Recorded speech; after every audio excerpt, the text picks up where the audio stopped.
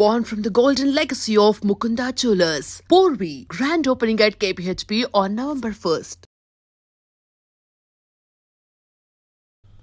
జూబ్లీహిల్స్ ఉప ఎన్నికల్లో విస్తృతంగా ప్రచారం చేసేందుకు మంత్రులు, ఎమ్మెల్యేలు, మాజీ ఎమ్మెల్యేలు, సీనియర్ నాయకులు, కార్పొరేషన్ చైర్మన్లను కాంగ్రెస్ రంగంలోకి దించింది. నియోజకవర్గ ఉప ఎన్నికల పర్యవేక్షణ బాధ్యతలు ఉప ముఖ్యమంత్రి భట్టి విక్రమార్కకు అప్పగించడంతో పాటు ప్రతి డివిజన్కు 2 మంత్రులను ఇన్ఛార్జీలుగా నియమించింది. ప్రతి 10 పోలింగ్ బూతులకు ఒకరి లెక్కన ఇన్ఛార్జీ బాధ్యతలు అప్పగించిన రాష్ట్ర నాయకత్వం ఉప ఎన్నికలో అత్యధిక మెజారిటీతో కాంగ్రెస్ అభ్యర్థి విజయమే లక్ష్యంగా ముందుకెళుతోంది. జూబ్లీహిల్స్ ఉప ఎన్నికను ప్రతిష్టాత్మకంగా తీసుకున్న కాంగ్రెస్ విజయం కోసం పక్కా వ్యూహాన్ని అమలు చేస్తోంది. సీఎం, ఉప ముఖ్యమంత్రి మినహా మిగతా మంత్రులందరికీ ప్రచార బాధ్యతలను అప్పగించింది. ఒక్కో డివిజన్లో 2 మంత్రులు వ్యక్తిగతంగా బాధ్యతలు తీసుకుని ప్రచారం చేయడమే కాకుండా కార్యక్రమాలన్నింటినీ పక్కాగా అమలు చేయాలని పార్టీ సూచించింది. వచ్చే నెల 9న ప్రచారం గడువు ముగిసే వరకు మంత్రులు, ఎమ్మెల్యేలు, ఎంపీలు, ముఖ్యనేతలు ఎవరూ హైదరాబాద్ విడిచి వెళ్లరాదని స్పష్టం చేసింది.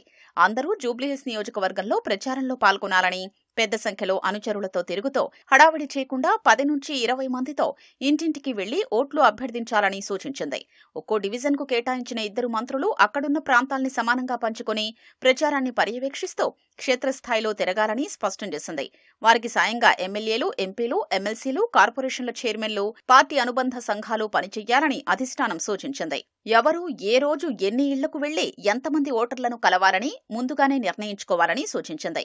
ఏదైనా ఒక డివిజన్లో లోపాలు సమీక్షిస్తే సవరించుకుని శ్రేణుల్లో ఉత్సాహం నింపేలా చర్యలు చేపట్టాలని పేర్కొంది. గత 2 నెలలుగా నియోజకవర్గ బాధ్యతల్ని హైదరాబాద్ ఇన్ఛార్జ్ మంత్రి పొన్నం ప్రభాకర్, మంత్రులు తుమ్మల నాగేశ్వరరావు, వివేక్ స్వయంగా పర్యవేక్షిస్తున్నారు. ఇంటింటి ప్రచార కార్యక్రమాల నిర్వహణలో ఓటర్లకు దగ్గరయ్యేందుకు మంత్రులందరినీ పార్టీ రంగంలోకి దించింది. ఉప ఎన్నికల్లో ముఖ్యమంత్రి రేవంత్ రెడ్డి ప్రచారం చేయనున్నారు. సీఎం ప్రతిరోజు ప్రచార కార్యక్రమాలపై ఆరా తీస్తూ నేతలను అప్రమత్తం చేస్తున్నట్లు పార్టీ వర్గాలు తెలిపాయి.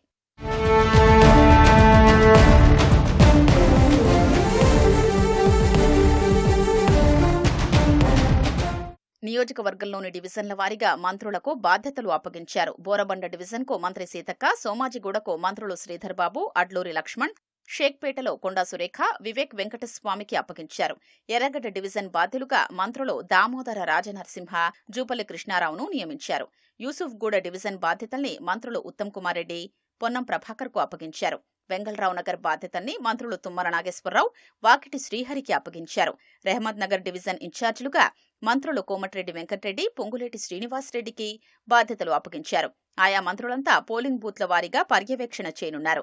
వివిధ వర్గాల ఓటర్లను, వారి కుటుంబాల ఓటర్లను నేరుగా కలుస్తూ ప్రభుత్వ అభివృద్ధి, సంక్షేమ పథకాల్ని గడప గడపకు వివరిస్తూ ఎన్నికల ప్రచారం చేయనున్నారు.